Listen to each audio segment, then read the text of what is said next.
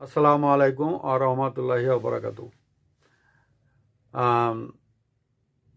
আমি অনেক দিন আগে একটা নাটক দেখেছিলাম। নাটকটা নাম আছে উদ্ভট উটের পিছনে চলেছে দেশ। উদ্ভট উটের পিছনে চলেছে দেশ।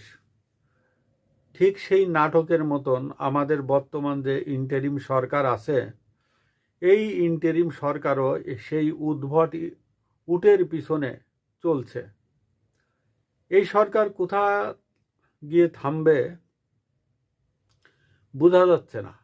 উনাদের উদ্দেশ্য কি, উনরা কি করতে চান? আজ আমি আপনাদের সামনে একটা কথা বলবো। আমাদের বাংলাদেশের অনেক জায়গা রাষ্ট্রীয় খরচে ওয়াইফাই লাইন বসাচ্ছে, ওয়াইফাই লাইনের টাওয়ার বসাচ্ছে, এবং যেখানে কোনো বিদ্যুৎ নাই, যেখানে বিদ্যুৎ নাই সেখানে ওয়াইফাই লাইনের টাওয়ার বসাচ্ছে। সম্ভবত এটা টেলিটক। এই টেলিটক তো এটা রাষ্ট্রীয় একটা সম্পদ। সেখানে সরকার এইভাবে এই খরচ করছে, এই টাকাগুলো কি পানিতে যাচ্ছে না? কবে বিদ্যুৎ বসাবে তার কোনো ঠিক নেই। এই রাষ্ট্রীয় কাজের এইভাবে যে টাকা গচ্ছা দিচ্ছে, পিছনেও এই সরকার এই 17 মাসে অনেক দিছে। এবং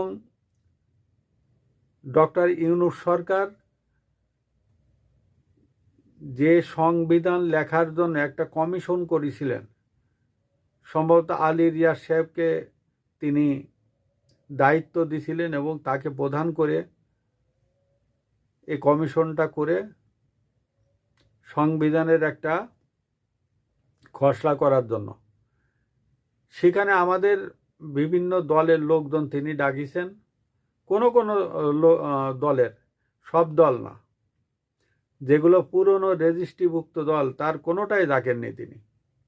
এমনকি বর্তমান দেশে আছে জাতীয় পার্টি, তাদেরও ডাকেনি। কমিউনিস্ট পার্টি, সিপিবি, ন্যাপ, এদেরকে ডাকা হয়নি। সেই